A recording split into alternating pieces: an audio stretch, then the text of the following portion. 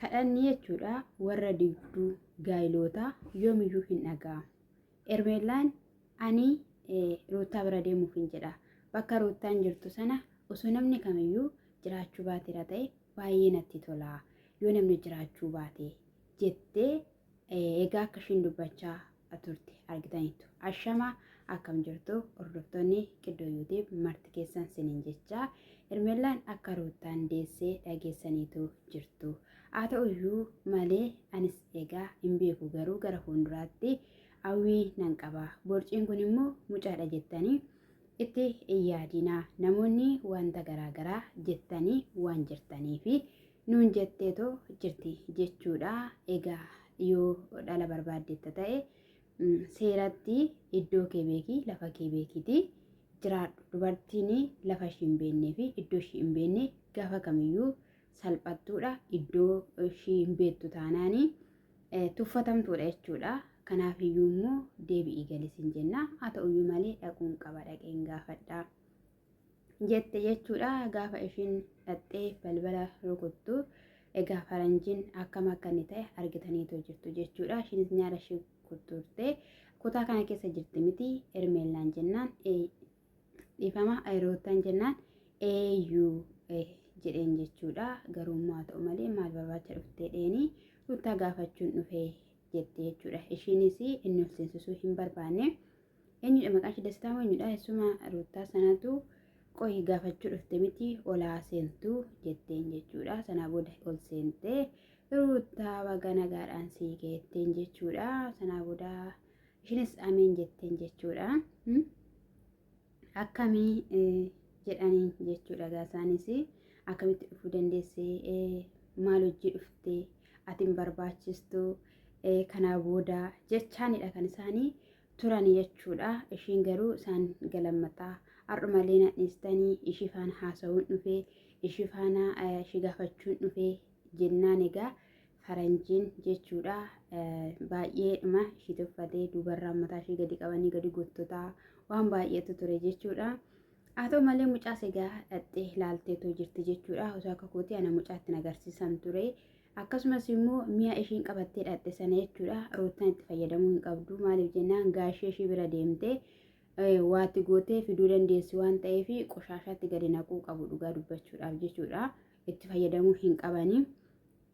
Maaliif immoo yoo jettaniitu ta'e abbaa manaa Ruutaa fudhachuudhaaf kan kooti jechaa osoo jirtu immoo gammachuu Ruutaadhaaf jettee amma egaa Ruutaadhaan heebbisuu dhufte jechuudha. Waan hin fakkaannee fi waan hin yaadamnedha jechuudha. Inni kun jechuudha namni maallaan jedhaadha kan ishiin jettee dhufte jechuudha. Akkasumas immoo kaleessa osoo hin taane dheengadda dhattee akka haati Ruutaa hospitaala keessa jiran barraan akka ishiin of duuba deebitedha jechuudha. Isa kanas immoo akka ishiin kana gootu kan godhe dhugaa dubbachuudhaaf Abiraam malee wanti tokko namni biraa hin jiru jechuudha. Sababni isaayyuu viidiyoo sana jechuudha viidiyoo Ermeellaa keessaa yookiin immoo yuutuubii Ermeellaa keessaa baasee kutee jechuudha. Feesbuukii isaa irratti seefii godheetoo jira gallakkisiisoo jira jechuudha. Isa kana kutaa ishiin ciifte lakkoofsa meeqa akka ishiin ciifte Abiraamtu itti agarsiise jechuudha. Inni kunis immoo rakkoo jechuudha. Maaliif jennaani egaa jaalatee miti Abiraamis jechuudha. Kan yeroo wajjiniin dabarsaa ture dadhabaa wajjiniin kan ture eenyu jettaniitu ta'e Ruutaan qophaa isheetti dadhabaa turte. Inni kun immoo kan mankaraaraa ture Ermeellaa faana waan ta'eef jechuudha. Hin barbaachisu turte jechuudha. Ija ishii jechuudha soogiddaan sukkuummatte hin safeeffattu hin saalfattu si arguun barbaadu. Ani fedhii kee hin qabu akka barbaaddetti jiraadhu narratti hin bilbileeni iddoo foon gahin jette har'a immoo gammachuudha kanii dhaqee Ruutaa akka isheen eebbistu ishee taasisu jechuudha. Inaaffaa gubannaadha jechuudha. Gubannaa ammayyuu immoo kan dhibee nadhiisuu dide jechuudha. Namoonni tokko tokko koomentii jala deemanii jechuudha. Ashaangulliitidha malee Ruutaan hin deenye. Isgoo insa kun qabda immoo isin maal jechuudha isin maal ol kiyyachaa jirtu mooyyuu akkamii waansaa obboloota koo wanta akkana barbaachisaa miti. Dhala irratti hin subamu. Dhala jechuun ikkoo hin ulfaatamu. Nama jechuun hin ulfaata obboloota koo waan baay'eetu jira namni nama nagaa ta'e fayyaa ta'e tokko argachuuf malee hin ulfaata bakka. Jechi namaa fi hojiin namaa waan baay'ee namatti fida waan ta'eef of eeggadhaati haasawaatiin jechuun jaaladha. Irratti sirbaa fa'i turanii አብርሃም ደስ ይለዋል። ኤርሜላ ይከፋታል። ከነ jechuun immoo Abrahaamiin gammachiisaa Ermeellaa indallansiisadhanii irratti sirbaa turanii nu jalaa qabikaa jennaan ani sirbicha hin beeku jettee jechuudha. Akkamitti wajjiniin jiraattaa maal gooteetu jettee Ruuttaadhaan gaafachaa turte. Ruuttaan immoo anaaf amalli isaanii naa ta'eera. Aniif isaan waliif taaneerra. Siin hin beeku malee chaanii turanii akkasumallee dubartittiin achi jirtullee waan fixachuu qabdan alatti fixadhaa jechaa turanii mucaan ilaaliin fa'ii jechaanii ture jechuudha. Faranjiin jechuudha isa kanadha. Otoo gadi hin teessisin jechuudha. Sayyuu Ruuttaadhaan maal jetti keessummaa akkatti simattaa keessummaan mana keetti akkatti simatamaa jennaan taa'isiin jedheetoo jira jennaan isaan naasuusus hin dandeenye na teessisuus hin dandeenye jechaanii turte jechuudha. Baay'ee tokko jechuudha kan nama ajaa'ibu dhugaa dubbachuudhaaf kun hin dabbara jechuudha. Otoo maal godhe gaan dandeessu malee jechuudha mataa ishii sana jechuudha isa mashiinii dhaattee wanni ishii quxuxurii sana jechuudha qabdiitu mishumuu dududududu goote wanta godhan nama dhoowwachiisa jechuudha. Nana gubde dhugaa dubbachuudhaaf taanaan jechuudha. Sayyuu kan waan meeqaan laphee ishii cabsitee yaada ishii cabsitee jettee immoo ganaa dhattee baga waaqayyo nagaan sii keettiin jechuudha. Egaa in ibsatti gammachuu ishee jechuudha. Isa kana keessattis immoo egaa Ruuttaati waan inni siin jedhu yookiin immoo akkataan ittiin subachiisuu barbaadetti ati naaf hubachuu hin dandeenye jechaanii turte jechuudha. Kaayee maaluma akka ishiin hubachiistu nuuf hin galle waanuma ishiin jechuu ni barbaaddenna. Isa kanadha sanas haa ta'uu sana bahe jedhaniini jechuudha. Gaayyin baatee jechuudha. Ari'ee ishii baasee jechuudha. Faranjiin koo bas dhugaa dubbachuudha baay'ee namatti tola. Inni biraas immoo jechuudha Biruukee fi Iyyuu jechuudha. Iyyuu beektu yoo ta'e yeroo darbee Abrahaam siif hin ta'u dhiigee jechaanii nama turedha jechuudha.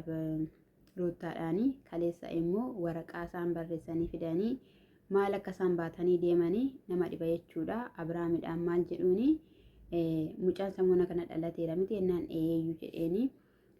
Akkasumallee duras immoo mucaan Ruuttaan garaatti baattu kan kee akka hin taane dubbatamaa ture. Isa kanaafiyyuu immoo nuti bira geenyerraa mucaan kan kee miti jedhaniin jechuudha. Abrahaam akkamittiin maal jechuudha. Ani Ruuttaa hin amanu Ruuttaa sin caalan beekanii eenyuuf deessi jettanii ture kan eenyuti jettanii ture mucaan jedheeni jechuudha.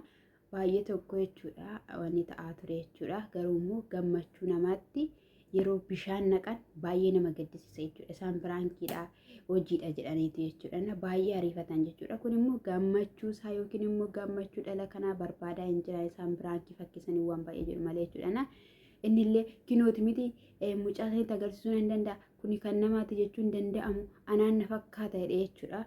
Inni waan baay'ee dubbachaa ture jechuudha. Otoo akkas ta'uu baatee baay'ee gaariidha jechuudha. Inni biraas immoo akka maaltu sitti dhaga'amedha. Inni biraankii adda jedhanii booddee gammachuu guddaa turatti dhaga'ame baay'een gammadee uumama waaqayyoo ani duras namanne garuu ergas immoo akkaataa ittiin uumaan kun waan baay'ee hojjetu. Kanaaf immoo hojii isaatiif immoo galateeffachuu irratti kan hafe wanti jedhamuu fi wanti dubbatamu hin jiru jedhee jechuudha. Dhugaa dubbachuuf baay'ee namatti tola. Ani mucaan kunis jechuudha. Mucaan kunis baay'ee deebisee jireenya isaanii akka ijaaru abdii guddaa of keessaa qabna jechuudha. Inni biraa immoo itti meera kutadhu garaa kee Abrahaam irraa adda baate jedhan. Kutadhu garaa kee ati kanaa booddee bakka iddoo hin qabdu lafa hin qabdu wanti hundumtiyyuu iddootti deebi'aa jira jedheen jechuudha. Ruuttuma biratti jechuudha faranjoon lekki isheetti mee Ruuttaan gammachiise Ruuttaadhaan kofalchiise jechuudha. Kana dhugaan siniin jedhena. Akkasumas immoo Ruuttaan obboleessa hin qabdu obboleessa tokko qabdi jecha garuu dhaga'een ture jechuudha. Hanga ammaatti obboleessa dhiiraa hin argine gaa'ee yoo tokko immoo namoonni waan viidiyoo keessattis kan hin argamne kan hin jaalannes ni jiru jechuudha. Isa immoo Ermeellaan soorettiidha. Ermeellaan haadha qabeenyaati. Haadha birratti jedhamus oomaa dubartiin kun soorettii miti. Dubartiin soorettiin jechuudha. Iddoo akkanaa dhaabbattu lafa akkanaa hin dhaabbattu. Sobaadha dhugaan siniin jedhe soorummaa ishee sobaadha. Nama liqeeffate sa'aatii bitetu soorettiidha jedhama jechuudha. Intaatu isheen intaatu.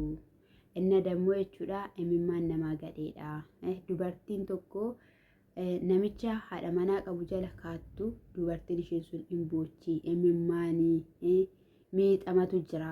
Kanaafiyyuu baay'istee of eeggachuu qabdi. Iddoo ishiitti deebi'uu qabdi. Deebitee galuu qabdi Ermeellaanii.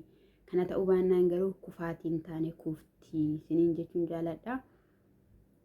Warri waan akkanaa gochaa jirtanii baay'isaatii of eeggadhaa isiniin jechuun jaaladha. Baay'isaatii of eeggadhaa dhimmi gaa'ilaa jechuudha. Ulfaataadha dhimmi gaa'ilaa jechuudha. Of eeggannaadhaanii yoo tarkaanfatanidha. Icciitii jiru ofii keessa jiru kan himamuu qabu himuudha. Wanti dhosuu hin qabnedha. Qulqullummaadhaan bakka qiddisinnaadhaan adeemuudha malee bukeessaa gaa'ila namaa gidduu galaa nagaa namaa jeeqaa wanta akkasiin hojjetu isiniin jedha. Innaa isa kanadha. Eebbifamaa Qiddoo YouTube subscribe like